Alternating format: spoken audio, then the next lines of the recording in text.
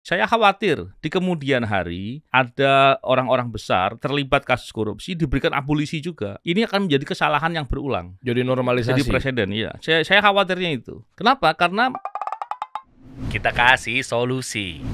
Bapak Novel Baswedan. Ketemu lagi kita ya. Iya, alhamdulillah. Mantap. Jadi abolisi amnesti yang ditujukan pada Tom Lembong, Hasto, ini kan Anda reaktif sekali Pak ya? Ya memang begini ya. Ini kita bahas aja deh perkorupsian haji kita bahas. Kalau misalnya mau Anda buka-bukaan. Soalnya kan Anda kan wakil kepala Satgas Polisi Republik Indonesia. Satgas khusus terkait dengan penerimaan negara. Jadi nggak ada kaitan dengan korupsi sebenarnya. Tapi kan Anda kan penyidik KPK 2007 sampai 2021 kan? Iya. Kan kita tahu lah semuanya yang bisa diambil hikmahnya kan karena memang Anda bapak anti korupsi nasional. Fenomenal sholat subuh. Luar biasa. Ingat kan waktu itu kan? Ini buat ambil pelajaran teman-teman ya. Iya. Artinya perkorupsian Anda udah ngelotok lah Pak. Iya. Nah itu kan Novel Baswedan kritik keras amnesti abolisi dipakai buat kasus korupsi. Loh memang nyatanya kan Pak Tom Lembong gini deh, Pak Prabowo berarti orang yang betul-betul perkasa dan bijak, tidak pandang bulu terhadap hukum. Kalau memang nggak bersalah ya dikasih abolisi. Iya. Berarti Anda juga dukung Prabowo juga dong berarti kan? Iya dong. Setiap upaya untuk kebaikan harus didukung. Oke. Karena begini, sebenarnya saya setuju agar Tom Lembong ini dibebaskan, tidak boleh dihukum. Kenapa? Karena nggak salah. Jangan sampai orang kemudian apabila suatu tindakan administrasi salah kemudian dipidana, itu nggak boleh. Pemidanaan atas perkara korupsi itu apabila jelas dia melakukannya dengan itikat jahat. Karena kalau kemudian ada pejabat mengambil kebijakan atau mengambil keputusan, walaupun itu salah secara administrasi, tapi kemudian tiba-tiba dipidana yang bersangkutan, maka bahaya itu. Yang harus terjadi adalah kalau orang itu melanggar hukum dan ada ministerial, ada niat jahat, itu harus dihukum dalam konteks pidana baru bisa. Tapi kalau di luar itu nggak boleh. Persoalan lagi adalah ketika yang bersangkutan kemudian dihukum dalam proses yang walaupun saya nggak sepakat dengan proses itu ya, tentunya saya tetap menghormati proses peradilan. Tapi yang ada adalah ketika ada permasalahan di proses hukum itu, terus kemudian tiba-tiba diberikan abolisi terhadap perkara korupsi, saya khawatir di kemudian hari ada orang-orang besar terlibat kasus korupsi diberikan abolisi juga. Ini akan menjadi kesalahan yang berulang. Jadi normalisasi. Jadi presiden, ya. Saya khawatirnya itu. Kenapa? Karena kalau kita bicara abolisi, bicara amnesti, tentunya kaitan dengan politik. Karena apa? Kalau kita bicara hak presiden, di sini ada 4 kan. Dan kalau kita bagi secara garis besar ada dalam 2 klaster. Satu klaster terkait dengan masalah penegakan hukum. Apa itu? Yang pertama adalah terkait dengan gerasi dan rehabilitasi. Karena terkait dengan masalah hukum, maka presiden untuk menggunakan gerasi dan rehabilitasi itu dengan adanya pertimbangan dari lembaga penegak hukum, yaitu Mahkamah Agung. Tapi kalau terkait dengan 2 hal yang berikutnya terkait dengan politik, yaitu amnesti dan abolisi, maka dalam menggunakan haknya, pertimbangannya diberikan oleh lembaga politik yaitu DPR. Menggunakan untuk kepentingan masalah penegakan hukum perkara korupsi, ini yang baru sekali ini terjadi, belum pernah. Baru kali ini terjadi. Udah, kan sempat ramai di berita presiden-presiden kita pernah ngelakuin abolisi juga. Tapi tidak ada untuk perkara korupsi ya. Perkara korupsi baru kali ini, tidak pernah ada. Sebelumnya misalnya, yang udah pernah pakai abolisi ini siapa aja Pak? Bung Karno pernah nggak sih? Saya pernah ChatGPT kok viralnya abolisi sama amnesti. Tapi di perkara korupsi nggak pernah. Perkara korupsi baru kali ini. Jadi digunakan untuk hal, contohnya begini. Ada terkait dengan makar, terkait dengan pemberontakan, terkait dengan menghina presiden, itu bisa. Karena terkait dengan politik. Tapi kalau terkait dengan perkara korupsi nggak pernah. Baru kali ini. Coba ChatGPT maksud termasuk saya. amnesti. Ya. Coba kita buka ChatGPT nanti sambil ngobrol ya. Ya. Kalau itu firm, saya udah konfirmasi dengan banyak ahli hukum. Oh iyalah, masa saya percaya ChatGPT sih? Anda praktisinya ya. Pakai nggak percaya Dery ya. Tapi anyway begini Pak Novel. Ini sebenarnya banyak angle yang mau kita bahas mengenai Indonesia. Kan Pak Prabowo itu, Pak Presiden berkali-kali ngomong akan memberantas korupsi. Betul. Negara ini bisa tumbuh ekonominya, ya kan? Bahkan pengangguran itu terselesaikan, banyak membuka lapangan pekerjaan. Itu memang salah satunya faktor yang paling penting adalah diatasi pemberantasan korupsi. Betul. Anda sepakat Pak ya? Sepakat sekali. Nah, kan karena ya inilah memang akar permasalahannya tuh. Ya. Nah, artinya ini semua kalau diberantas clear ya pengusaha itu kan itu nggak was-was lagi ketika Ya. muncul stigma mengenai dipanggil KPK. Kemarin Ustadz Khalid Basalamah dipanggil KPK viral. Kayak dengkul lemes. Saya waktu kemarin dipanggil Barreskrim, itu disangka teman-teman begitu foto di depannya gitu kan. Kita kan lagi tektokan PPIU gitu kan, buat perizinan apa segala macamnya gitu untuk konfirmasi. Ya. Kita udah PPIU-nya udah resmi semuanya untuk konfirmasi aja. Teman-teman, wih networking nih.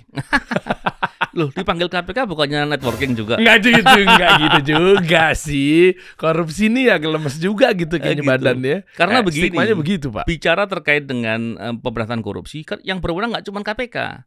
Polisi berwenang, Barreskrim dalam hal ini, tentunya Kortas ya, sekarang Kortas Tipikor ya, bukan Barreskrim lagi. Iya. Terus Kejagung juga berwenang. Jadi nggak cuma KPK sebenarnya. Tapi kenapa lemesnya kok dipanggil KPK aja? Pakai rompinya orange sih, disiapin ada rompinya. Saya panggil Barreskrim waktu itu apa segala macam, kepolisian main ke Polda, kagak ada gitu-gituan. Padahal sebenarnya polisi harusnya yang takuti ya. Iya dong, karena kan yang punya kewenangan paling luas justru polisi malah. Polisi bukan cuma dari masalah praktek korupsi saja, tapi semua jenis kejahatan bisa ditangani dalam konteks pidana. Justru lebih luas di kepolisian. Tapi terlepas dari itulah, saya tadi sepakat bahwa memang Pak Presiden, Pak Prabowo dalam banyak kesempatan menyampaikan untuk sungguh-sungguh untuk memberantas korupsi. Cuman problemnya adalah implementasinya seperti apa. Coba aja kita runut ya Pak. Ya. Ya mengenai abolisi sama amnesti dulu ya. Ini biar clear semuanya karena sampai sekarang masih rame nih. Mau dari abolisi apa amnesti dulu? Saya mau benar-benar dalamin betul kapan harusnya yang punya wewenang itu melemparkan atau menggunakan amunisi abolisi dan juga amnesti. Ya, ya. Dalam Terserah hal ini mau kan, bicara yang amnesti dulu. amnesti dulu boleh deh. Boleh, oke. Kasus Hasto kemarin kan. Aha. Nah itu sebenarnya amnesti ini gimana dan kapan harus dipakai Ya. dan layak nggak kemarin diberikan kepada Pak Hasto gitu? Ya, kalau saya bilang sangat tidak layak. Kenapa? Karena perkaranya korupsi. Amnesti mestinya diberikan untuk terkait dengan masalah politik. Bisa jadi ada separatis gitu ya, atau mungkin makar, menghina presiden dan lain-lain. Itu bisa diberikan amnesti. Karena terkait sikap tindakan pidana itu terjadi karena perbedaan pandangan politik. Oke. Maka diberikan pengampunan. Amnesti kan pengampunan. Amnesti pada dasarnya perbuatan salahnya itu dipahami sebagai kesalahan, tapi kemudian dia dibebaskan atas segala pertanggungjawaban hukum dengan diampuni dengan amnesti. Tapi dipanggil dulu ke kepolisian. Ya prosesnya harus ada hukuman Tetap dong. sampai selesai. Tapi ketika digunakan di perkara tidak pidana korupsi, ini nggak pernah terjadi, baru kali ini. Enggak, yang amnesti kan kita belum bahas yang abolisi dulu. Iya, termasuk amnesti. Oh ya, amnesti kan. Amnesti untuk perkara korupsi juga. Untuk Hasto kan kemarin perkara korupsi. Hasto perkara korupsi. Iya. Oke. Itu nggak matching itu. Enggak matching. Harusnya untuk perkara tidak pidana korupsi kaitannya dengan itu. Atau mungkin begini, atau kita mengira bahwa perkara Hasto perkara politik. Enggak mestinya, karena fakta di persidangan terbuka. Apa hasilnya? Hasilnya disebutkan bahwa yang bersangkutan bersalah, dinyatakan bersalah, terlibat terkait dengan pemberian suap. Karena ada dua pidana yang didakwakan.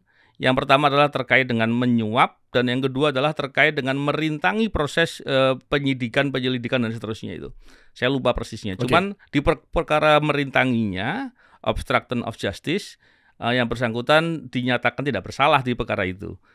Dia hanya dinyatakan bersalah atas perbuatan menyuap, memberi suap terkait dengan komisioner KPU. Oke, faktualnya yang Anda dapatkan apa tuh Pak? Bahwa seorang Hasto Ya.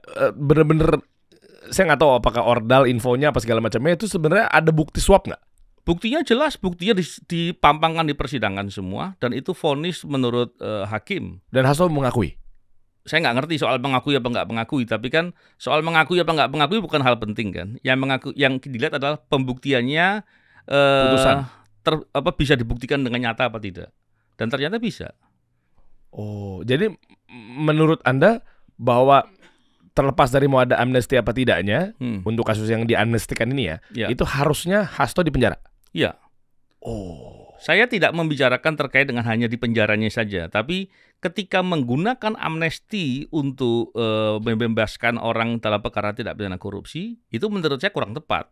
Walaupun mestinya amnesti digunakan untuk terkait dengan masalah kejahatan yang berhubungan dengan politik. Kan itu politik kali masuknya kemarin. Ya sekarang masalah apakah kita menuduh bahwa prosesnya itu politik? Kalau kita lihat Harun Masiku bagaimana? Apakah Harun Masikunya yang belum tertangkap karena buron itu juga akan dibebaskan juga? Dia karena dianggap perkaranya politik. Kan saya kira nggak begitu. Oke. Firly? Firly yang belum ditahan tuh. Bagus juga nih Mas Darian saya mengingatkan. Berarti biar segera ditahan dia. Saya cuma nanya. Oh nanya ya. Bukan mengingatkan.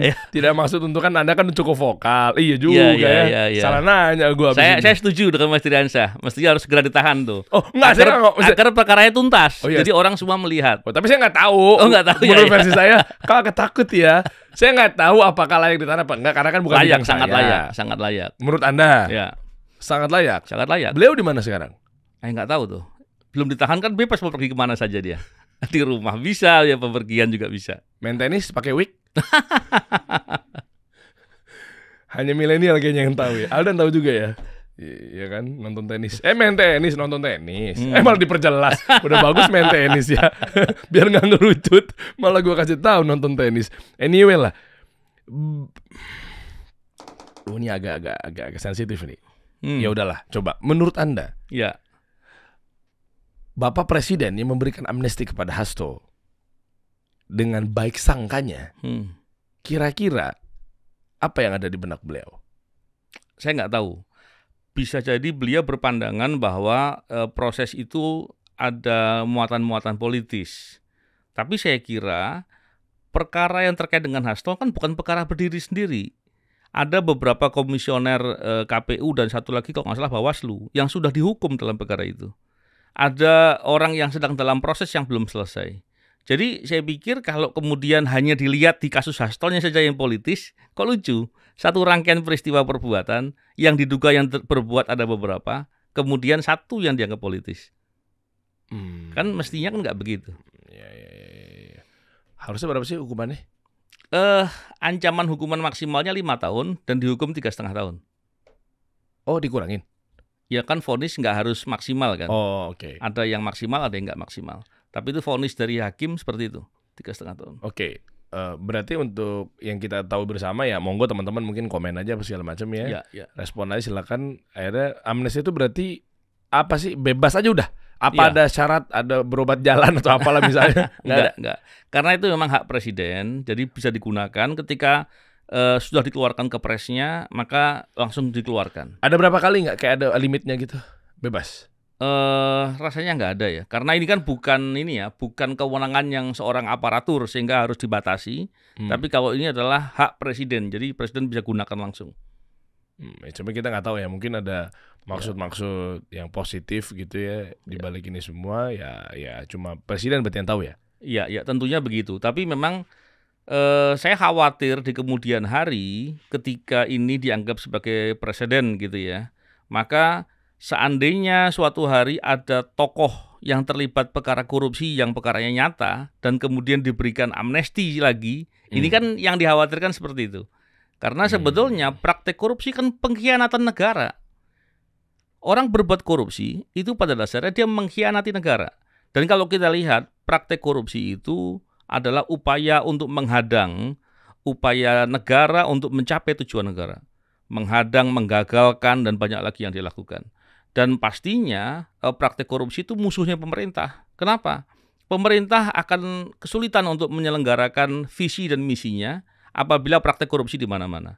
Oleh karena itu sikap presiden yang menunjuk yang beberapa kali menyampaikan komitmen untuk mau berantas korupsi dengan sungguh-sungguh itu bagus sekali. Cuma persoalannya adalah implementasinya bagaimana. Oke. Terus sebenarnya di Indonesia ini meskipun ada banyak yang hopeless ya, korupsi bisa hilang nggak? Sehilang-hilangnya gitu. Ya. Gini. Apa sih mau Anda buka dari sisi mau ada kong kali kong lah. Kalau buka aja kita lah belak-belakan. Gimana sih sebenarnya sih berantas ini nih? Ya, gini. Orang berbuat korupsi pada dasarnya kan dia hitung-hitungan juga. Orang berbuat korupsi kan cari duit kan. Iya. Cari duit dengan cara mudah. Kalau ternyata upaya untuk cari duitnya itu resikonya rendah, dapatnya besar, dia berbuat lah. Tapi kalau ternyata berbuat korupsi itu resikonya tinggi, kemungkinan besar akan tertangkap. Kalau tertangkap betul-betul dimiskinkan, hartanya dirampas dan seterusnya, siapa yang mau berbuat korupsi? Jadi kurang lebih begitu. Kalau seandainya kita lihat sehari ini praktek korupsi begitu banyak, masif, dan nilainya semakin besar-besar, itu kan sebetulnya sebagai gambaran sederhana yang melihat bahwa upaya memberantas korupsi itu betul-betul tidak mengkhawatirkan buat orang-orang yang berbuat korupsi.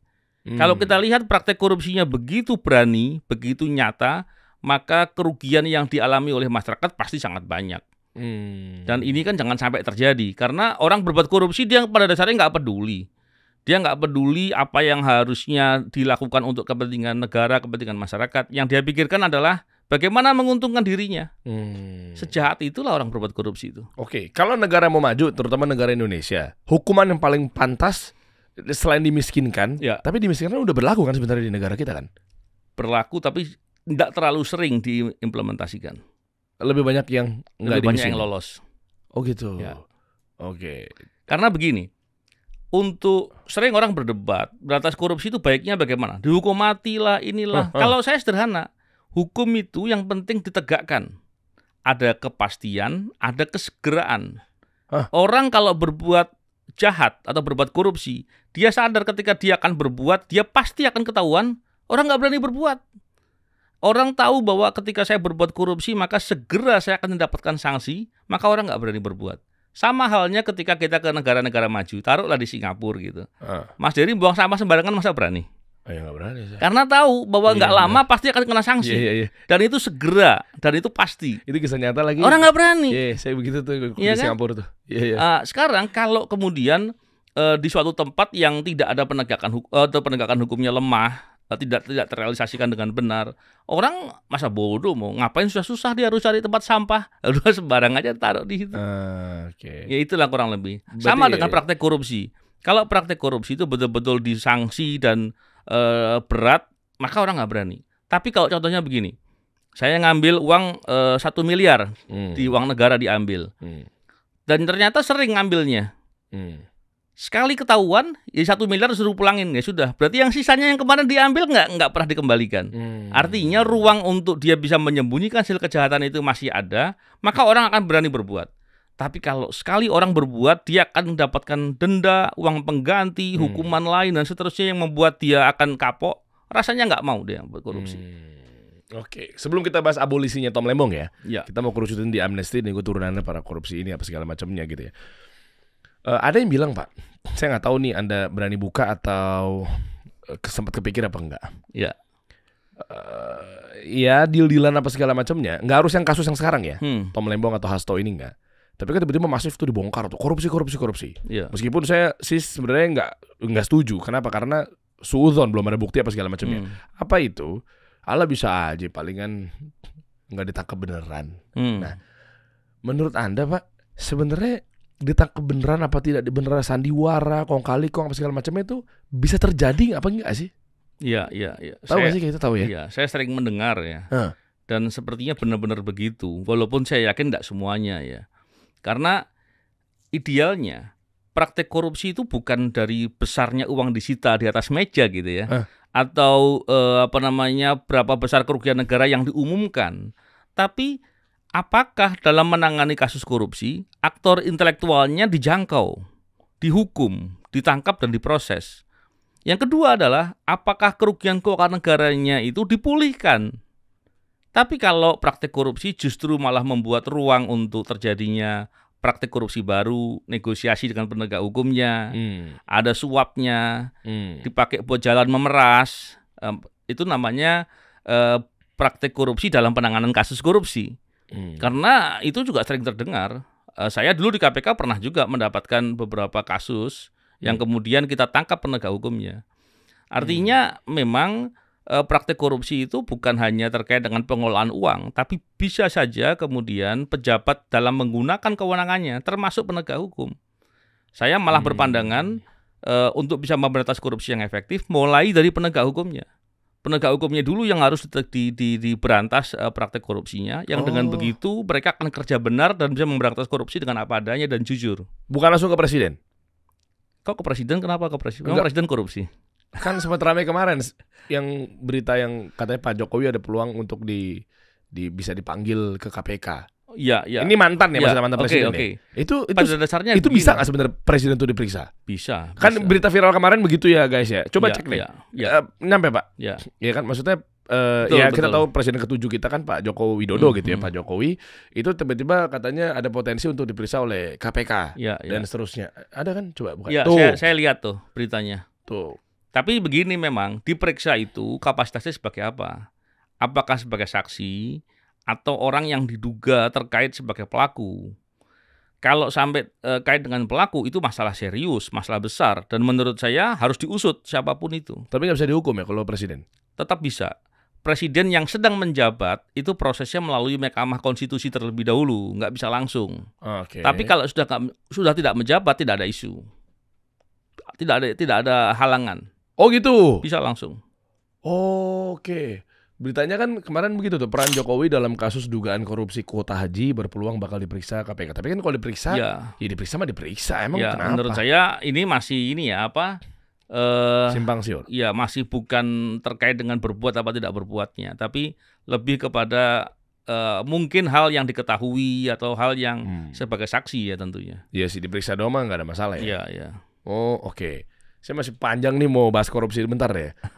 Dan penegak hukum yang dimaksud adalah dari mulai polisi, Ya, TNI, TNI penegak hukum bukan ya. bukan ya, TNI nggak masuk ya. Tapi TNI juga bisa jadi intinya semua aparatur itu apa namanya Kejaksaan. dalam konteks berbuat pidana korupsi memang harus tegakkan hukum, termasuk TNI, kejaksaan semuanya lah. Semua. Oke. Sekarang kita masuk ke abolisi. Ya, Tom Lembong sebenarnya benar-benar Anda yakin bahwa tidak melakukan kesalahan ketika menjabat menjadi Menteri Perdagangan? ya. Sederhananya begini, ketika awal-awal Tom Lembong diumumkan sebagai tersangka dan kemudian di proses penyidikan ditahan, saya menunggu.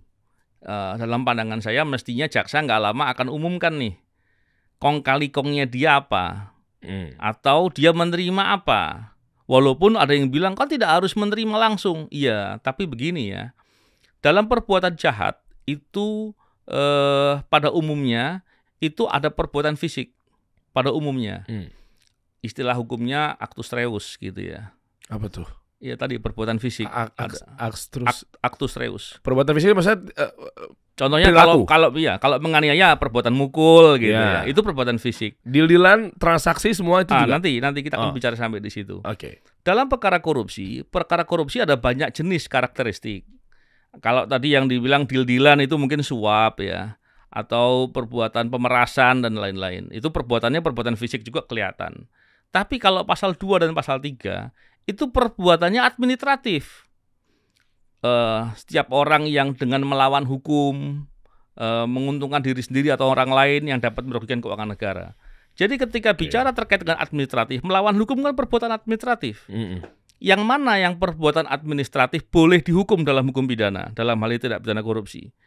Yang mana yang tidak boleh dihukum karena itu perbuatan administrasi, kan itu. Yang pembeda adalah ketika orang berbuat melanggar administratif tapi dia ada niat jahat dalam melakukannya.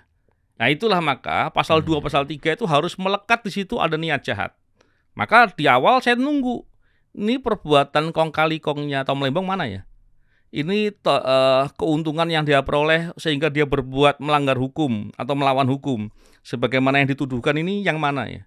Ketika itu nggak ada, saya bilang nggak mungkin, ini nggak benar ini. Nah disitulah yang kemudian proses itu berjalan sehingga ketika menjelang putusan saya masih melihat hakim kemudian mengatakan dalam pertimbangan putusan bahwa perbuatan itu tidak ada mens rea. Nah di situ yang buat saya heran, mana ada perbuatan pasal 2 pasal 3 nggak ada mens rea. Nah inilah menurut saya Tom Lembong mestinya nggak boleh dihukum. Karena kalau perbuatan melanggar hukum dalam administratif bisa dipidanakan, ini berbahaya buat pejabat-pejabat pemerintah. Orang bagaimana mengambil keputusan? Orang bagaimana untuk melakukan tindakan dalam mengambil kebijakan? Nah, ini yang akan menjadi masalah. Itu yang saya maksud. Berarti benar dong Pak Prabowo mengabolisikan Tom Lembong karena memang mungkin Pak Prabowo melihat bahwa ini nggak ada terbukti bersalah gitu. Ya, dalam konteks gini ya, mengeluarkan dengan haknya presiden itu baik. Tapi ketika yang digunakan adalah abolisi, yang mana abolisi itu adalah terkait dengan politik, bukan korupsi. bukan terkait hak, terkait dengan hukum. Kalau yang terkait hukum tadi yang saya katakan di awal, terkait dengan hukum itu adalah gerasi dan rehabilitasi. Berarti harusnya misalnya nih menurut Anda Pak Prabowo misalnya pun melihat bahwa betul-betul Tom Lembong memang nggak salah nih, gue mau bebasin nih gitu. Ya. Itu pakainya adalah yang Gini, presiden itu kepala negara dan kepala pemerintahan. Iya. Ya, dalam konteks presiden sebagai kepala negara, dia punya hak-hak tadi. Iya. Tapi kita perlu ingat, presiden juga kepala pemerintahan. Ketika aparat di pemerintahannya bertindak melebihi kewenangan atau bertindak berlebihan, maka bagaimana caranya jangan sampai itu terjadi. Kan dia punya fungsi pengawasan juga. Tentunya bukan langsung presidennya, tentunya beliau punya staf-staf yang bisa menegakkan itu. Jangan sampai kemudian kesalahan itu dibiarkan. Sekarang pertanyaannya begini, ketika Tom Lembongnya kemudian dibebaskan dengan abolisi dan kesalahan itu tidak dilihat secara menyeluruh, maka bagaimana dengan tersangka-tersangka yang lain? Tersangkanya kan nggak cuma satu, ada beberapa. Atau dibiarkan yang lain dihukum nggak apa-apa, yang ini kan nggak begitu. Karena semuanya akan mengalami proses dengan cara yang sama. Ini akan menjadi masalah. Tapi dalam konteks ini saya lebih melihatnya begini. Kalau hak itu digunakan tidak secara tepat, khawatir menjadi presiden. Besok-besok ada tokoh atau orang punya kekuasaan yang hebat, dia bisa lolos dari jeratan praktek korupsi yang dia lakukannya dengan cara-cara seperti itu. Dan itu nggak boleh mestinya. Nah, kalau sudut pandangnya begini gimana Pak? Jadi sebenarnya yang saya tangkap tuh kesimpulannya adalah hanya sebatas nama, just naming, abolisi dan satu lagi apa? Amnesti. Enggak, yang gerasi dan rehabilitasi. Gerasi dan rehabilitasi. Ya. Gerasi adalah untuk cocok nggak kalau dipakai ke Tom Lembong? Untuk pembebasan juga ujung-ujungnya. Hak dari presiden. Ya, tapi tentunya itu nanti prosesnya setelah putusannya ingkrah ya. Iya, tapi maksudnya gerasi itu untuk boleh. Sangat boleh. Oh, justru bukan. Itu terkait dengan hukum dia. Iya, betul. Berarti bukan abolisi tapi gerasi. Ya. Tapi saya tidak sedang membicarakan yang mana pilihannya. Untuk Tom Lembong mestinya dibebaskan gitu loh. Nah, karena nggak boleh. Ya. Kan udah dibebasin nih Pak. Saya mau belajar banyak nih tentang aparat hukum kita gitu ya.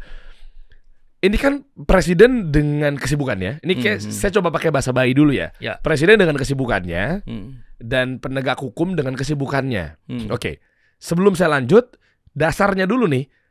Ketika diproses di kepolisian atau KPK, kejaksaan apa segala macam, kan presiden juga nggak bisa langsung intervensi dong.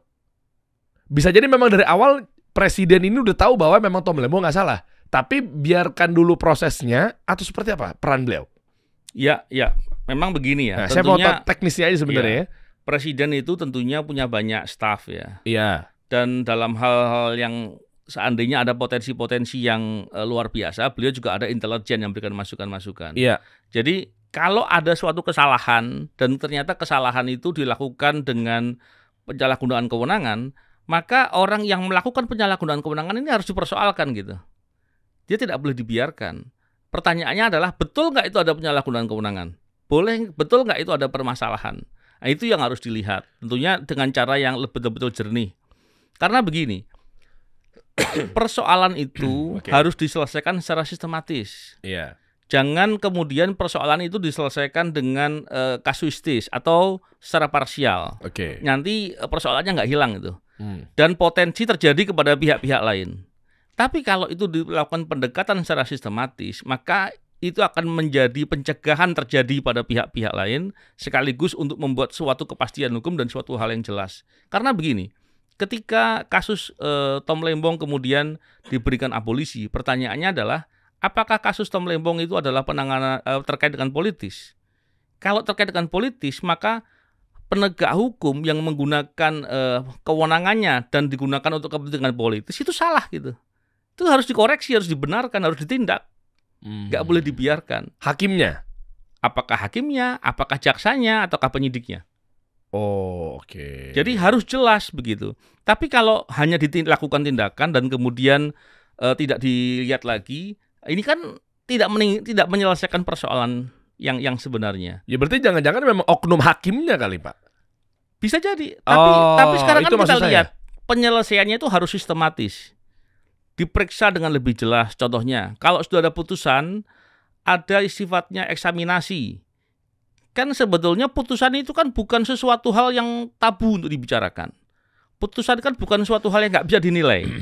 Semua bisa diukur, bisa dinilai, bisa dibicarakan, bahkan bisa diundang ahli-ahli dari para akademisi ataupun para mahasiswa untuk mengkaji. Ini sebetulnya masalah nggak sih putusan ini? Itu bisa dilakukan dengan cara yang benar. Yang dengan begitu kemudian dilihat kalau ternyata putusan itu salah, ini salahnya kenapa? Dan siapa saja yang telah berbuat salah untuk urusan itu.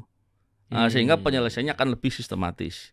Tidak kemudian sekedar diselesaikan di personnya saja, tapi lebih dalam lagi, sekaligus kemudian akan dibuat upaya untuk bagaimana hal serupa tidak sampai terjadi lagi. Harusnya itu yang dilakukan. Oke. Jadi sebenarnya sebagai kesimpulan sebelum kita bahas mengenai korupsi kuota haji, ya. Karena memang saya juga lumayan concern di situ karena saya ada travel umroh juga kan, kasih umroh gitu ya. Ya. Nah, ditutup dengan abolisi dan amnesti ini adalah jadi kesimpulannya menurut Anda seorang mantan penyidik KPK yang udah bertahun-tahun lah ya, 2007 sampai 2021 tuh berarti berapa tahun tuh? 14-15 tahun lah. Ya, segituan lah ya. Ya. Dengan pembebasan ini dari hati yang paling dalam, kalau Anda mau jujur saja, apa maksud dan tujuannya? Abolisi, amnesti kepada dua orang tokoh ini yang bernama Tom Lembong dan Hasto. Ya, kalau bicara tujuannya tentu sulit ya, karena kan apa yang ada diniatkan dalam hati kita susah untuk menerka ya. Tentunya terlepas dari apapun itu, karena mestinya ini kan dua ini kan hak terkait dengan politik ya. Jadi saya sedang berpandangan bahwa jangan sampai praktek seperti ini terjadi lagi untuk perkara korupsi. Kenapa? Karena besok-besok akan bisa digunakan dengan melakukan lobby-lobby politik, pendekatan-pendekatan politik untuk bebas. Contohnya suatu hari seandainya ada pimpinan partai politik terlibat kasus korupsi, maka akan dipakai cara pendekatan politik untuk membebaskan diri dengan menggunakan cara-cara yang seperti ini. Dan saya pikir itu bukan solusi penegakan hukum yang baik. Apalagi praktek korupsi adalah pengkhianatan kepada negara. Jahat sekali praktek korupsi itu. Mesti harus dilihat dengan sungguh-sungguh. Walaupun saya juga berpandangan begini, jangan sampai juga penegak hukum menggunakan kewenangan dalam menegakkan hukum dengan cara yang berlebihan atau dengan cara yang salah. Karena bisa berdampak yang sangat besar sekali buat orang maupun dalam keperdataannya. Ya benar sih, kuncinya sebenarnya normalisasi itu kali ya. Iya. Jangan akhirnya dikit-dikit begitu, lobby-lobby gitu ya kan. Bahaya nggak kalau sampai seperti itu? Iya kan lagi. Sangat bahaya. Itu yang saya maksud. Wakatumnya maju, sekjennya maju. Pak, ini buat nanti tahun sekian nih, nanti lumayan nih suara partai saya besar loh Pak. Iya. Gitu-gitu kan. Berbahaya lah. Ya pokoknya apapun keputusannya kan ya ternyata memang ya balik lagi yang punya wewenang lagi ya ujung-ujungnya. Kabarnya Tom Lembong sama Hasto sekarang lagi ngapain ya Pak? Nggak tahu saya. Apakah ada persiapan ke 2029? Saya nggak paham. Saya kurang memperhatikan soal politik ya. Masa sih Pak? Iya. Nggak bakat kayaknya saya. Nggak kesana ya? Iya. Saya boleh main tebak-tebakan receh nggak? Boleh nggak tebak-tebakan receh? Boleh dong. Boleh ya. Apakah nanti akan ada Anies Tom? Atau Prabowo Tom? Atau Prabowo Anies? Atau Tom Hasto? Lebih kayak nggak mungkin juga ya. Kan namanya juga tebak-tebakan receh. Iya. Jadi jangan dianggap serius aja. Goyan aja sebelum kita bahas yang lebih panas di korupsi haji gitu ya. Sebelum jembatan ke sana dulu. Anda ada dugaan ke sana nggak? Saya nggak bisa duga lah. Karena tadi diplomatis sekali Anda ahli. Ya. Nggak ahli ya. Ya udah bukan Anda deh, bisikan-bisikan maut masa nggak ada. Nggak tahu, saya nggak tahu. Nggak ada. Nggak tahu ya. Atau Anies Gibran? Iya. Apa Pak? Apa dong, saya mau komentari apa coba? Nggak tahu ya, nggak tahu apa ya. Iya kan. Ya udahlah, nanti tinggal komen dong teman-teman. Ini buat tebak-tebakan lucu aja, jangan serius-serius banget. Kali-kali kan pembahasan serius ada guyon-guyonnya. Iya. Lo mau komen terserah lah. Atau lo mau susun langsung secara forecasting atau proyeksi kabinet itu juga nggak apa-apa. Misalnya siapa sama siapa ya kan. Ada Menko nih, Tom Lembong kan kita nggak tahu kan. Iya. Kan? Tapi terlepas dari siapapun lah pemimpinnya yang akan jadi nantinya atau yang akan berpasangan gitu ya. Bagi saya adalah kalau praktek korupsi itu tidak dibenahi, tidak dibersihkan, maka kerusakan atau kerugian yang timbul itu nggak beres-beres. Kita lihat dampaknya luar biasa. Masa kita mau biarkan lagi? Iya, sama halnya dengan korupsi haji juga ya. Ya, Ada kan ya. kemarin kan kuota haji. Anda dapat banyak informasi soal ini. Sejujurnya saya nggak dalamin banget meskipun saya ada di situ industrinya, tapi kan mungkin Anda yang dari sisi hukumnya lah mungkin. Ya, saya tahu ya. persis. Kasus haji 2024, 100 agen travel diduga terlibat dalam pembagian kuota. Ya. Yang saya lihat sih sebenarnya sih adalah dari 20.000 ya. 20.000 kuota ya. Kuota akhirnya dipecah 10.000 atau seperti apalah, dijadiin ke haji khusus lah atau apa segala macamnya, disebar mungkin ke asosiasi, mungkin ke travel umroh dan lain sebagainya gitu ya. Nah, ini menurut Anda seperti apa sih Pak sebenarnya? Ya. Di era waktu itu Menteri Agamanya Pak Yakut ya. Gus Yakut. Karena begini ya, saya sedikit banyak mengikuti terkait dengan masalah korupsi haji ini. Wah, seru nih. Ya, jadi memang yang menjadi korupsi adalah karena kuota itu yang seharusnya penambahan itu diberikan kepada calon jamaah reguler dan calon jamaah khusus ya. Tapi kemudian dijual. Ini menjadi masalah. Dijual oleh siapa? Nah, dijual oleh siapa tentunya itu prosesnya nanti akan sedang dibuktikan. Tapi dijual dalam konteks ini tentunya melalui asosiasi-asosiasi, ditawarkan ke travel, terus kemudian mesti bayar sejumlah uang, yang uang itu diduga diberikan kepada para pejabat-pejabat. Ini yang menjadi praktek korupsinya di situ saya lihat. Oh, harusnya jangan dijual ya berarti kuotanya. Iya, dijual itu menjadi masalah serius. Alhamdulillah waktu itu kita PIHK-nya mungkin belum jadi atau mungkin nggak dapat lemparan. Alhamdulillah Allah jaga begitu kali ya. Jadi artinya gini Pak, bisa nggak kalau travelnya sendiri nggak tahu? Terus apakah travel tersebut langsung bisa dihakimi bahwa kamu korupsi? Lah kalau dia nggak tahu gimana orang dapat tawaran dari orang-orang tertentu yang mungkin punya wewenang? Ya. Gini. Kan normal lah. Iya, sekarang kan pasalnya pasal 2, pasal 3 yang ditetapkan ya, kalau nggak salah. Bukan pasal suap atau gratifikasi. Jadi saya melihatnya lebih kepada pejabat kemenaknya itu yang kemungkinan besar menjadi tersangka.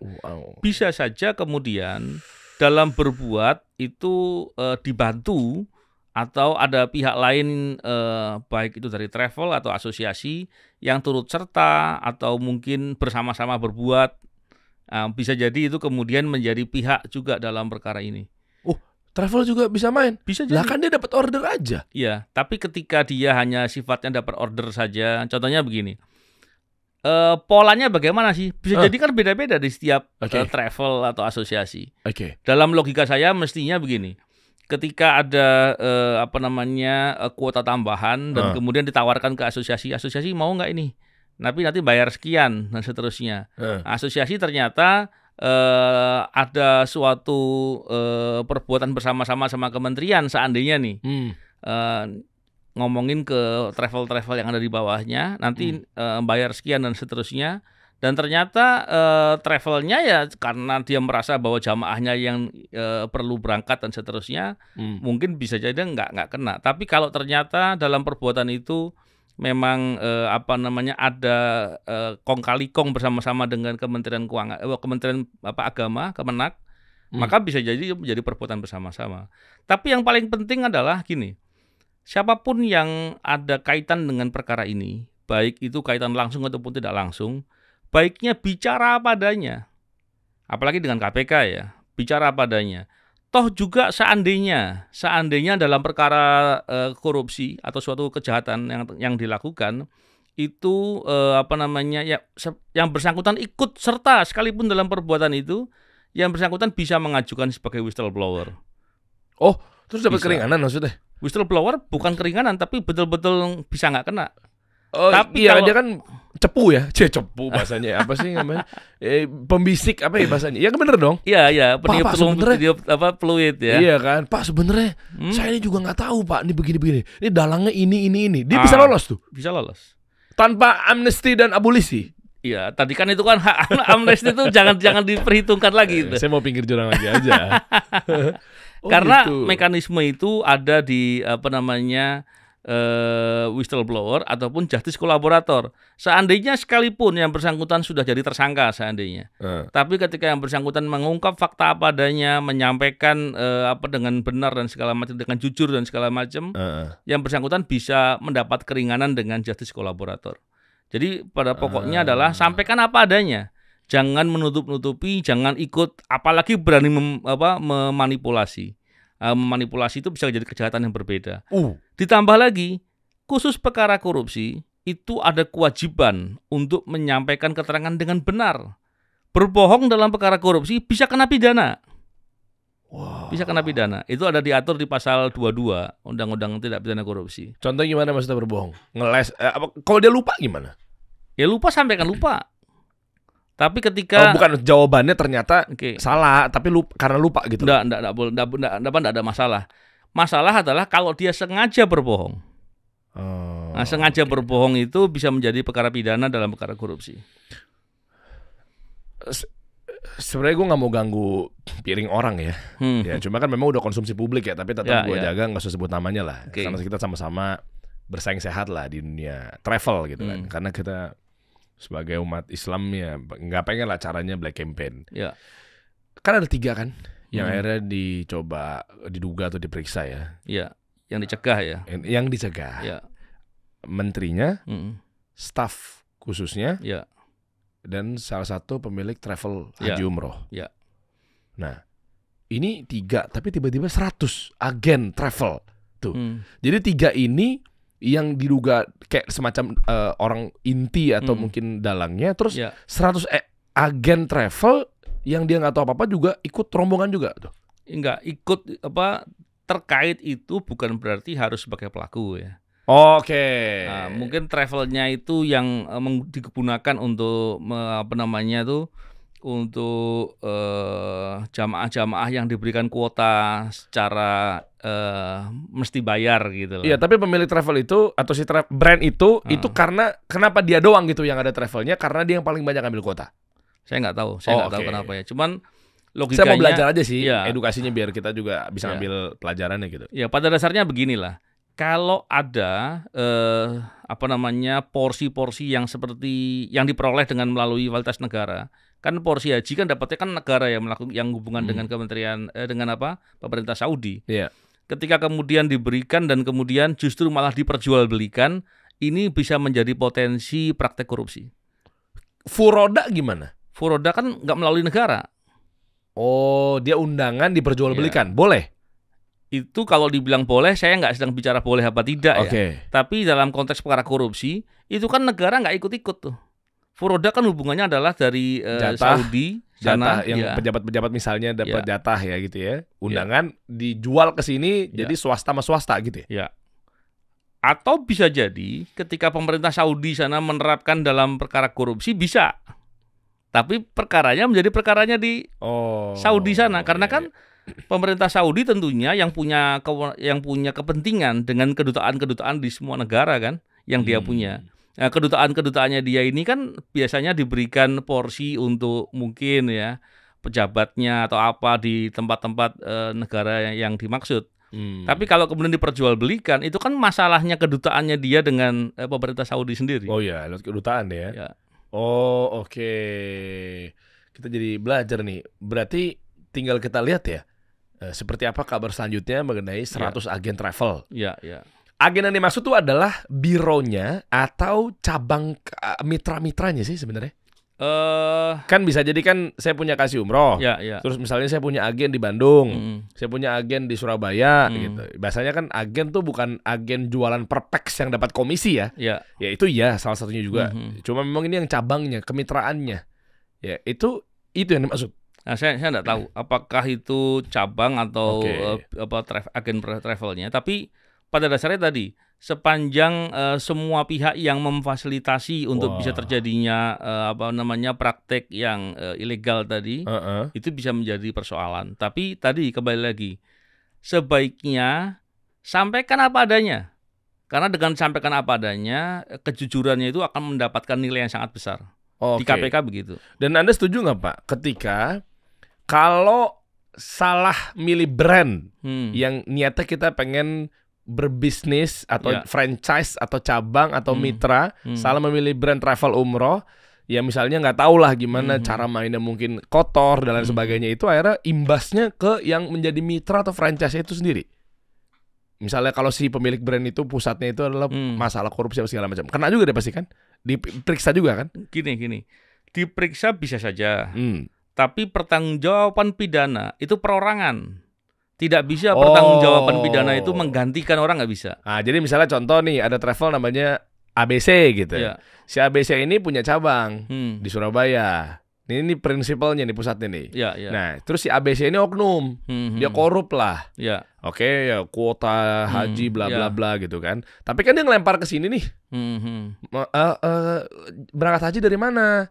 Iya kan? Embarkasi kloter lah dari Surabaya, berapa orang? Kami berempat sekeluarga. Ya udah ambil aja dari sini gitu. Ya. Nah, itu kan ada transaksi itu. Minimal ada rekomendasi.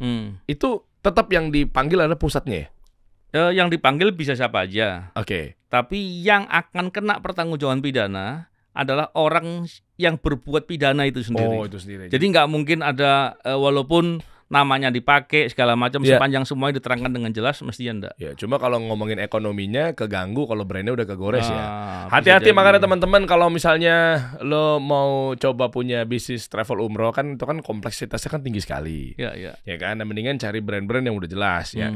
Insya Allah misalnya ya memang ownernya, profil si yang punyanya, pendirinya gitu kan. Sama memang pernah terlibat hukum atau enggak, caranya kotor apa enggak, di-dealer dari awal tuh ada nuansa-nuansa kayaknya nih akal-akalan nih, atau kayaknya nih ini orang kayak awal-awal aja udah mau deal-dealan, udah gampang. Apapun kasusnya ya, kayaknya memudahkan segala cara gitu, hati-hati. Nah, kalau mau misalnya insya Allah belajar langsung aja sama orang yang memang udah pengalaman. Saya punya guru namanya Ustaz Zulkarnain Sunusi.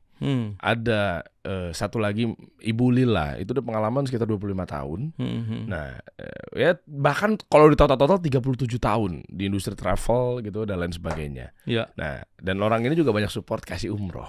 Nah, artinya kalau teman-teman misalnya mau belajar, kita membuka satu kesempatan namanya Akademi Agen Umroh. Nah, nanti akan dikasih tahu juga sama Ustadz Zul, Hafizahullah Ta'ala, Ibu Lila juga selaku direktur utama di Kasih Umroh, ya baik Kasih Solusi. Saya juga di situ sebagai presiden komisaris, itu saya bisa share-share juga bagaimana cara mengoptimasi jualan travel umroh gitu ya, lewat digital apa segala macamnya. Kapan acaranya? 6 September 2025.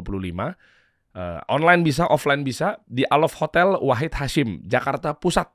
Nah, ini teman-teman kalau mau tahu cek ya lebih lanjut ya, karena kita memberikan satu eksklusivitas tinggi buat teman-teman untuk 20 orang pertama.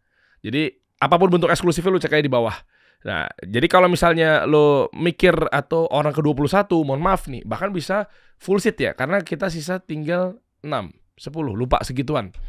Jadi agennya dapat ya, ilmunya juga dapat, start semuanya. Cara materi promosi apa segala macamnya, cuannya juga insya Allah kita kasih tahu. Bahkan ini ilmunya banyak loh ya. Kita contoh aja, misalnya ada yang bermula dari agen, mitra, terus tiba-tiba punya travel sendiri, bahkan punya maskapai atau airline. Salah satunya Lion kan dari jual tiket, ya kan, dan lain sebagainya gitu, sampai dia punya pesawat sendiri. Nah, ini ilmu nggak ada yang tahu teman-teman, networking juga yang paling mahal. Kalau mau tahu detailnya, daftarnya seperti apa, ya caranya ada di bawah ini ya. Nah, lagi-lagi mengenai peragenan, perumrohan dan lain sebagainya memang agak tricky. Soalnya jual agama sesungguhnya itu paling kental di situ ya, Pak Novel ya. Kan dikit-dikit podcast kita sering dibilang jual agama karena hostnya berjenggot, ya kan. Tapi giliran misalnya yang nyerempet-nyerempet agama beneran gitu, tapi tidak dibilang jual agama. Nah, ini permasalahan sering terjadi, makanya kita luruskan. Dalam hal ini berarti apa yang lagi heboh masih dan haji ini, atau kuota haji ini yang menjadi satu topik besar di ranah korupsi ini. Ya, memang kalau kita lihat dari potensi korupsi di perhajian ya. Yang pertama tadi, ini yang sekarang sedang berjalan adalah penjualan kuota haji yang dijual. Tapi kan beberapa waktu yang lalu pernah juga diperiksa terkait dengan masalah pengadaan hotel, makan, catering ya, dan beberapa lagi yang lain. Dan itu bisa menjadi praktek korupsi juga. Tapi terutama terkait dengan jamaah reguler ya. Itu bisa menjadi praktek korupsi. Dan kita berharap ke depan semoga dengan dilakukan penindakan seperti ini, kita berharap semoga pengelolaannya lebih baik lagi. Apalagi sekarang kan dari Kemenak bergeser ke BP Haji ya. Iya. Nah, kita berharap BP Haji ini semoga menjadikan sebagai momentum untuk berbenah. Tata kelolanya dibuat yang sebaik mungkin, pengadaannya dibuat dengan seoptimal mungkin sehingga layanan kepada jamaah haji bisa diberikan yang terbaik. Dan jangan kemudian mengambil keuntungan dengan cara-cara curang atau itu malah justru malah menjadi masalah korupsi baru. Amin. Ya. Berarti yang paling tinggi puncaknya adalah pada siapa sih Pak yang ngasih kuota itu ke asosiasi ini? Mestinya menteri lah. Anda tajam sekali langsung ke sana ya. Menteri ya. Udah pasti menteri ya. Kan sebelumnya juga sudah dibahas di pansel kan. Kok pansel apa namanya tuh? Yang di DPR itu ya. Pansel, saya lupa panitia seleksi. Bukan pansel ya. Apa? Kan ada hak angket yang dilakukan oleh Komisi 8 tahun lalu ya. Itu kan mempersoalkan beberapa hal tuh. Oh, jadi kalau kuota itu yang diberikan oleh pemerintah sana, jadi bukan presiden ya, langsung ke menteri agamanya ya? Iya, iya. Langsung ke menteri? Langsung. Dan yang bisa ngeluarin atau mungkin kuota, mungkin jatah, tambahan, itu menterinya? Ya paling atas menteri dong berarti kan? Iya, jadi bukan gini ya. Jadi kan komunikasi antara pemerintah Indonesia itu tentunya kan karena pengelolaan hajinya ada di Kementerian Agama kemarin, maka mereka yang ngatur semuanya. Tapi ketika ada penambahan bisa jadi ketika presiden kunjungan ke sana, ada lobby dan seterusnya diberi dalam konteks hubungan baik antar negara. Tapi ketika kemudian diberi itu yang ngelola jelas di Kementerian Agama waktu itu. Okay. Jadi apakah bagaimana seharusnya kan 92% diberikan untuk reguler, 8% diberikan untuk yang Haji Plus ya. Itu yang harusnya dilakukan. Tapi yang terjadi katanya dibuat 50-50 dan yang kemudian dijual pula. Ini yang menjadi masalah. Harusnya 92% dan 8%. Ya, secara perjanjian atau mungkin kesepakatannya gitu ya. Buat haji reguler dan khusus. Ya. 92% itu 92 untuk reguler. Reguler kita nih jamaah haji yang tadi mau berangkat bisa dapat lebih tuh padahal ya. Iya, kasihan mereka yang harusnya nunggu lama bisa menjadi lebih cepat karena itu kan. Oh iya, 8% buat haji khusus. Taunya dibagi dua, dijual pula. Dijual ke regulernya katanya juga dijual, ke haji plusnya juga dijual juga. Jadi kerugian negaranya berapa, Aldan? Berapa triliun? Kalau diduga? Yang 1 triliun kata. Tapi 1 triliun. Seperti apa penghitungan segala macam saya nggak paham, saya nggak ngikuti. Itu masuk kantong mana tuh? Ya nanti proses itu mestinya akan dikejar kepada siapapun orang yang mendapatkan keuntungan itu. Harus dikejar itu. Loh, tapi kan dari PPATK kelihatan Pak. Kan transferan uangnya kan kelihatan. Kan bisa dibuka kapanpun kan? Ya, mestinya PPATK sebagai lembaga intelijen, lembaga keuangan intelijen pastinya sudah memberikan masukan ke KPK mestinya. Pasti itu. Kalau perkara-perkara korupsi sudah penyelidikan itu PPATK mestinya secara proaktif memberikan. Oh iya, berarti udah benar-benar kode dari PPATK kelihatan ya? Ya, mestinya kelihatan. Dan kelihatan itu bisa diusut bahwa itu rekening siapa? Ya, pastinya bisa karena data PPATK itu kan biasanya rigid ya dan ada analisisnya sehingga sudah bukan data awal ya. Iya, meskipun nggak masuk ke nama, misalnya ada sebuah negara namanya Konoha gitu. Meskipun nama rekeningnya bukan nama Menteri Agama Konohanya gitu. Iya. Itu tetap kena? Bisa. Karena PPATK itu kan setahu saya bekerja sama juga dengan lembaga-lembaga serupa di negara-negara lain. Sehingga ketika ada suatu kepentingan untuk mencari informasi soal aliran dana itu bisa dilakukan. Oh, karena bisa mengatasnamakan siapapun itu ya? Ya. Nanti ujung-ujungnya kan ke si oknum atau si tersangkanya itu sendiri ya? Uangnya gitu ya? Kalau soal begitu penyidik ahli lah. Waduh, apalagi harus belajar sama senior seperti Anda ya. Wah, seru sekali ya mengenai seperti ini. Kenapa? Karena kan ini kan momentumnya kan kita tahu bahwa Agustus, 17 Agustus, ada bendera merah putih juga di depan kita, ya kan? Kita sebagai NKRI gitu. Jangan sampai kita menjadi negara kesatuan ini nih akhirnya berantakan nggak karu-karuan gara-gara praktek korupsi di mana-mana. Nah, artinya di momentum seperti ini, mungkin Pak Novel bisa satu gambaran lah dikasih tahu ke kita. Dengan Anda dipercaya menjadi wakil kepala Satgas khusus. Di Kepolisian Republik Indonesia yang dipercaya berarti sama Pak Kapolri ya. Iya. Oh, keren. Nah, ini tugas-tugas apa lagi sih Pak yang kan katanya dibilang kan gampang tinggal berantas korupsi gitu loh. Nyangkutnya di mana? Bottleneck-nya di mana sih Pak sebenarnya Pak? Saya gemes juga sih sebenarnya sih. Anda jangan senyum-senyum memiliki makna seperti itu ya. Ngomong dong kayak nggak tahu aja diri. Yang ngomong gampang itu siapa itu ya? Dulu Fahri ya, sekarang nggak tahu siapa. Tapi gini lah, menggampangkan sesuatu juga nggak baik, ya kan? Okay. Tapi melakukan sesuatu tuh harus sungguh-sungguh dan tuntas gitu ya. Jadi praktek korupsi mesti harus diberantas dan upaya itu harus dilakukan dengan dengan kesungguhan lah. Okay. Dan tentunya kalau dibilang sulit atau atau mudah, ya segala sesuatu kalau saya lebih suka memilih mudah daripada kita mikir sulit sama-sama dikerjakan kan. Kita pikir ya mudah aja gitu. Jadi yang penting dilakukan dengan sungguh-sungguh. Menjadi persoalan adalah ketika berantas korupsi nggak sungguh-sungguh, berantas korupsi setengah-setengah, berantas korupsi nggak tuntas. Ya ini yang menjadi persoalan. Jadi kita tentunya berharap kalau memang ada kemauan dengan sungguh-sungguh, maka tinggal dipilih lembaga mana sih yang mau digunakan untuk berantas korupsi dengan optimal. Setelah itu presiden atau pemerintah tentunya harus memberikan dukungan dan dorongan agar mereka bisa bekerja seefektif mungkin. Kita bisa tentukan skala prioritas mana yang mau dikerjakan terlebih dahulu. Dengan begitu kita akan punya harapan ke depan perbaikannya akan seperti apa. Kembali lagi, orang berbuat korupsi pada dasarnya karena dia tidak merasa memiliki negerinya. Kalau dia merasa memiliki negerinya, itu pasti tidak akan mau berbuat korupsi. Sama seperti Mas Dery kalau nggak merasa memiliki rumahnya, kan rumahnya kotor dibiarin, bocor nggak ada urusan. Tapi ketika merasa memiliki, maka dipercantik lah, diperbaiki, dibersihkan dan seterusnya. Sama seperti negeri ini, kita lihat praktek korupsi di mana-mana. Bahkan praktek korupsinya sudah membuat kesusahan orang berproduksi ataupun usaha dan segala macam. Belum lagi dampak yang begitu luasnya, termasuk masalah lapangan kerja dan segala macam. Dan ini merusak segala aspek. Kita lihat bidang pendidikan saja praktek korupsinya banyak. Padahal itu sektor yang sangat diharapkan untuk membangkitkan generasi muda. Dan PIP kemarin ya? Ya. Dan itu hampir semua sektor di pendidikan kita melihat permasalahannya begitu serius.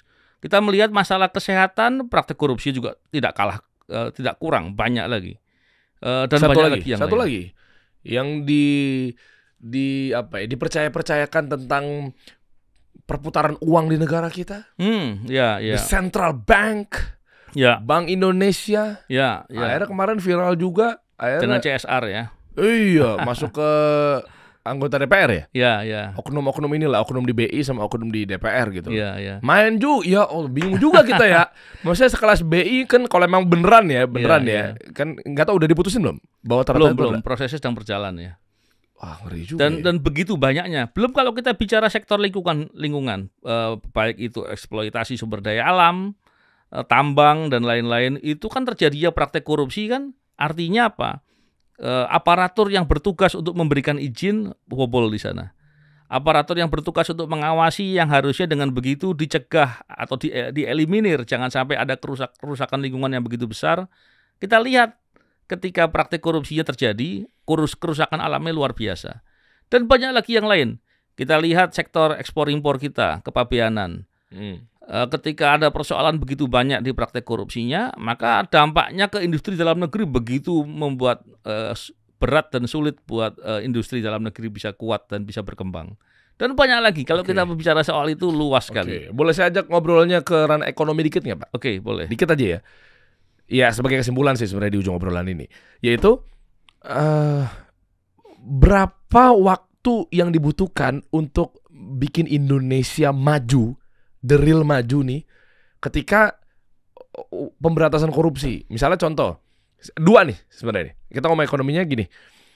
Berapa lama misalnya nggak ada kong kali kong, nggak ada deal-dealan apapun, nggak ada sogok sana sogok sini, nggak ada temen-temenan, nggak ada apapun itu bentuknya. Ngabisin korupsi, saya yakin pasti Anda punya hitungan kan? Di negeri ini terutama di 280 jutaan orang ini di Indonesia gitu ya.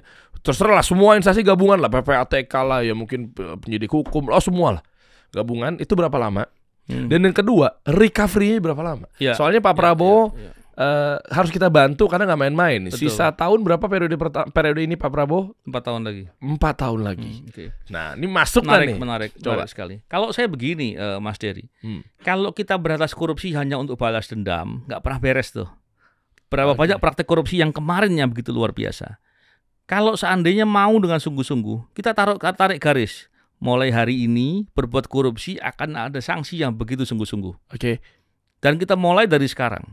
Ketika kita mulai dari sekarang, kita berbenah perbaikan sistem dan seterusnya dilakukan, itu dampaknya luar biasa dahsyat. Dan itu jangan sampai kemudian sudah dibuat garis begitu, ke depan masih banyak kompromi, masih banyak area-area yang nggak dikerjakan. Nah, ini yang harusnya mau dibuat dengan cara sungguh-sungguh. Dan saya kira kalau itu dilakukan mestinya nggak lama. Oh, berapa lama? Ya, relatif ya. Tapi saya yakin dalam tempo 2-3 tahun selesai itu urusan. 2-3 tahun, kita ambil yang maksimalnya ya. 3 tahun. Masa Pak Prabowo Gibran sekarang ini kan itu tinggal 4 tahun lagi. 4 tahunan lah. 4 tahun hampir bahkan 3 tahun gitu ya. Nah, 3 tahun udah habis tuh di penghujung beliau. Terus untuk recovery-nya?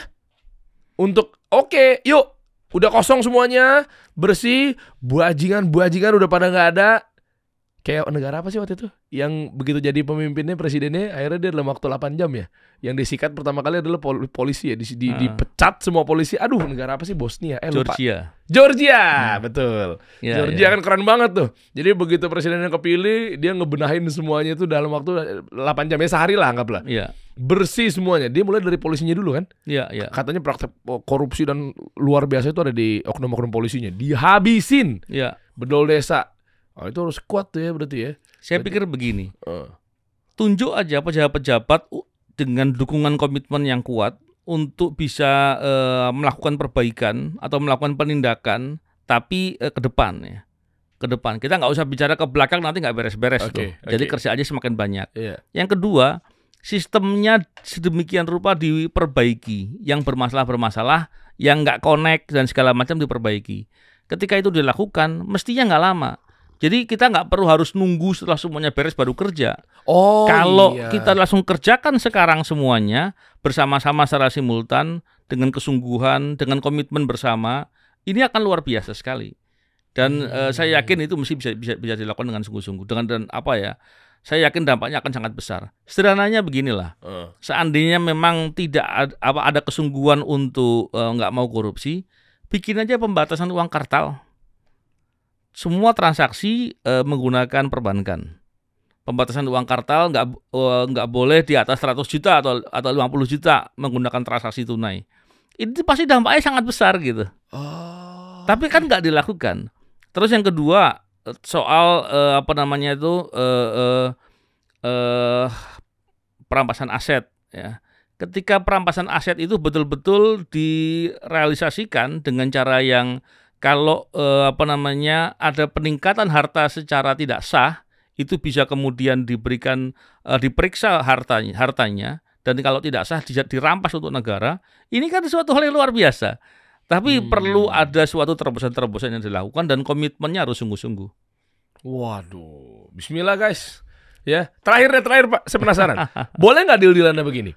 Nih, saya mah analisa gembel aja. Kalau seolah-olah kalau saya jadi presiden aja. Ya. Saya sempat mikir begini, yang udah pasti ini analisanya nggak ada data lah, cuma logika anak muda aja sih. Kan orang-orang yang korupsi itu kan yang diincar duit ya. Karena mungkin dia belum balik modal ketika nyalek, ketika ini itu dan seterusnya si oknum-oknum ini. Nah, oke lagi nih. Guys, misalnya gitu. Kalau saya manggil rakyat saya kan guys misalnya. Udah deh, lu gua rapin semua, stop korupsi. Tapi begitu udah rapi, lu mau duit berapa gua ganti, tapi dengan perputaran ekonomi. Contoh, ini saya ide gila aja. Saya sempat mikir-mikir kemarin kan lumayan agak dalamin sedikit perpolitikan di Indonesia ya. Saya nggak tahu tuh Anda nilai ini caranya dablek apa nggak, bodo amat, nggak peduli juga ya, bebas pendapat kok. Tiba-tiba, lu butuh berapa? Siang memang udah ketahuan nih, kan pasti presiden tahu dong nama-nama orang-orang yang diduga korupsi dong. Iya. Simpelnya gitu ya. Tapi jangan angle yang berbeda nih. Kalau tahu berarti Pak Prabowo kenapa diem? Bukan, itu urusan beliau. Saya nggak lagi bahas itunya, ya kan? Pasti tahu lah. Udahlah, kita sama-sama dewasa lah. Ini nyopet, ini nyuri, ini ngerampok, udah tahu lah. Nominal A, nominal 1, nominal 10, nominal 100 gitu ya. Iya. Nyamperin gitu kan. bro, udahlah, gue tahu, udah. Gue tahu lu butuh duit berapa, selesain financial freedom. Misalnya gitu kan, gue udah selesai dengan urusan keuangan. Nah, lu berapa? Ya udahlah, iya betul sih memang jujur saya butuh 1 triliun. Oke, lu berapa? Iya betul lah, saya 500 miliar nih, utang lah, inilah, nikah lagi lah, apalah betul. Apapun nih, biaya sekolah anak lah segala macam. Kekumpul deh tuh Pak. Misalnya, ini emang saya goblok-goblokan aja terserah dah. Kekumpul nih. Anggaplah berapa?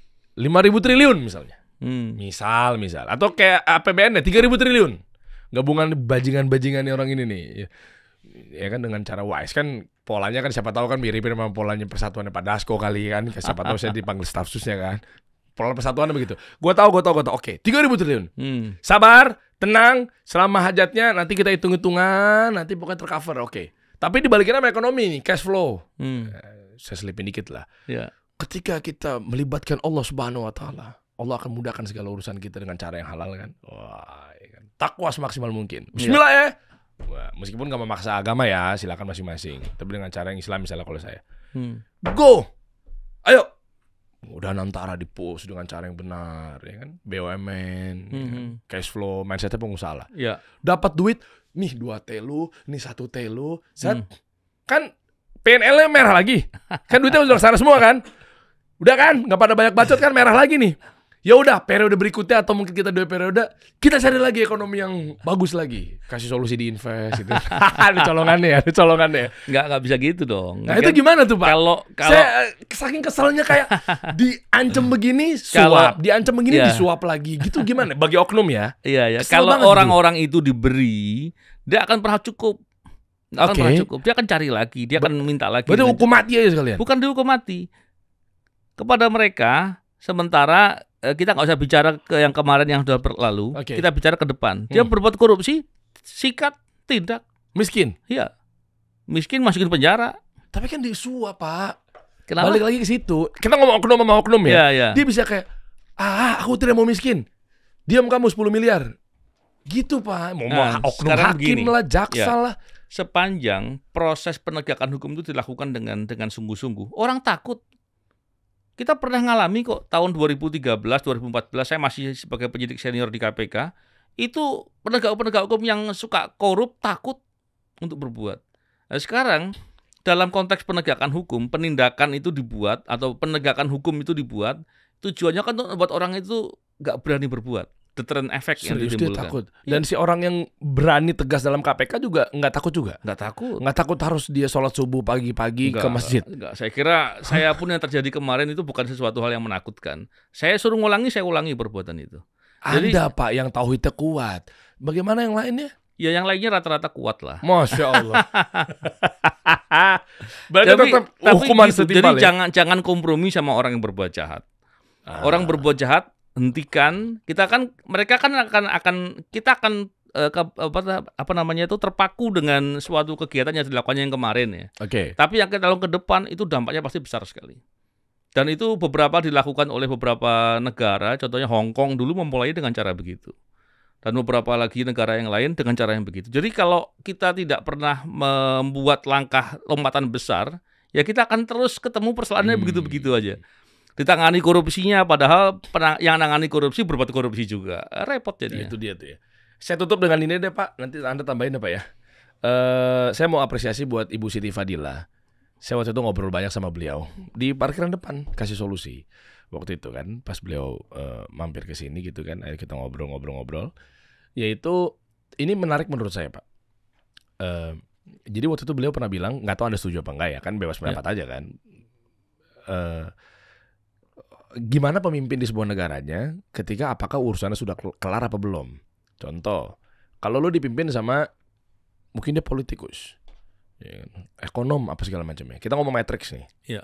Politiknya oke, ekonominya wawasannya oke, tapi dia punya masalah finansial.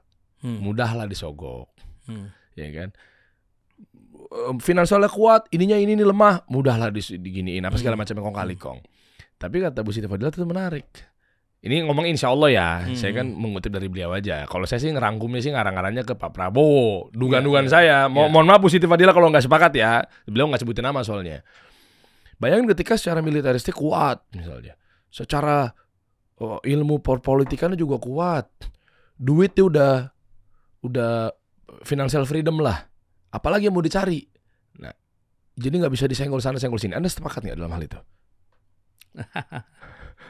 Jadi begini. Coba. Orang ketika dibilang cukup tuh relatif. Oke. Jadi menurut saya kalau kemudian ukurannya bahwa kalau pemimpin itu kaya dianggap dia nggak akan berbuat korupsi lagi, nggak juga. Ya nggak juga. Cuma dalam hal ini misalnya yang saya lihat make sense-nya. Iya. Bukan menurut beliau juga nggak bilang bahwa kayak rumus saya yang paling akurat gini. Enggak, tapi make sense-nya karena banyak celah dari pemimpin-pemimpin kita tuh kadang belum kelar urusan tentang keuangannya misalnya. Iya. Gitu loh. Saya memandangnya begini, sepanjang ketika siapapun yang jadi pemimpin, dia betul-betul mau mengimplementasikan yang dia katakan untuk melakukan perbaikan, dan itu dilakukannya dengan sungguh-sungguh, itu sedikit banyak akan membuat sekelilingnya menjadi seperti ngawasin dia. Itu bagus. Okay. Itu menjadi self control buat yang bersangkutan. Nah, ini yang harus dibangun. Okay. Karena kalau orang masih pengen berbuat korupsi, nggak mungkin dia mau ngomong untuk beratas korupsi, ngomong untuk betul-betul komitmen beratas korupsi, dan kemudian bicara dengan lebih detail gitu, rasanya nggak mungkin karena takut kan di kemudian hari justru malah menjadi persoalan buat dirinya. Jadi dengan dipaksa untuk bicara pemberantasan korupsi, bicara terkait dengan penegakan hukum, dan dipaksa untuk mengimplementasikan apa yang dia katakan, itu secara nggak langsung akan menjadi self control buat dirinya. Wow. Ya. Ternyata memang ujung-ujungnya penegakan hukum ya. Oh ya, itu harus diketatkan berarti di negeri kita ya. Saya yakin akan begitu ya. Tapi kalau dilepaskan tidak ada pengawasan yang cukup memadai, saya kira orang relatif akan lebih berbuat menyimpang ya. Oke. Kita lihat aja ya. Mudah-mudahan negeri kita ini yang di umur 80 tahun ini ini benar-benar ada stimulus baru ya untuk pemberantasan dari sektor korupsi terutama dalam hal ini.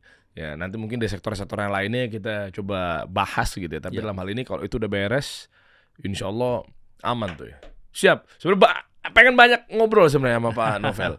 Ada yang mau Anda sampaikan lagi Pak Novel? Sebelum kita sudahi saja obrolan, sebenarnya saya penasaran tapi nggak tahu Anda apa enggak ya. Kayak misalnya kalau misalnya pemerintah bisa nyetak duit, kenapa rakyat tetap dipajakin? Itu kan kayaknya asik juga kalau kita bahas ya. Ada mau sampai terakhir Pak? Ya memang begini ya. Kalau dalam pandangan saya begini. Orang hidup itu sementara, dan kemudian kesempatan untuk berbuat baik juga terbatas. Kalau kemudian ketika masa hidupnya dan kesempatan yang dia punya tidak membuat dia untuk berbuat kebaikan untuk dirinya, dia nggak berakal. Sama seperti pejabat yang ketika kemudian justru memanfaatkan kesempatannya dan waktu hidupnya untuk berbuat korupsi, itu saking nggak berakalnya dia. Kalau dia berakal, tentu dia tahu bahwa rezekinya itu telah ditakdirkan, diambil dengan cara yang baik dan seterusnya. Dan kalaupun sudah mati, segala sesuatu yang dilakukan akan dipertanggungjawabkan, dan disitulah penyesalannya buat orang-orang yang nggak berakal tadi. Wah, keren. Saya suka nih ada selipan-selipan rohani tipis-tipis ya. Karena Anda sudah banyak memberikan insight pada penonton saya, dan saya juga di sini tugasnya adalah untuk bantu teman-teman keluar dari kemiskinan, pola pikir jadi lebih terbuka, dan terpenting adalah buat kawan-kawan yang butuh keadilan, nanti kita akan bantu lebih detail. Korban-korban yuk coba komen di bawah, ada hal apa sih luaran sana, insya Allah kita bantu. Kita pengen punya media yang positif soalnya dan berpengaruh buat rakyat. Apresiasinya buat Bapak Novel Baswedan. Waduh, terima kasih. Wakasatgas Khusus Polisi Republik Indonesia. Ini ada sarung, karena kan saya tahu Anda kan juga sholat wajibnya di masjid, jadi Masya Allah. Apresiasinya tuh ya kan. Nama Anda kan Baswedan ya kan. Iya. Saking saya ngefans sama beliau, topi saya hurufnya apa Aldan? Sengaja tadi ya? Enggak sih. Iya sengaja dong. Belinya mah memang kan karena klubnya. Pas ada Pak Novel pakai B aja deh gitu. Oke, terima kasih. Sama-sama. Nah ini Pak.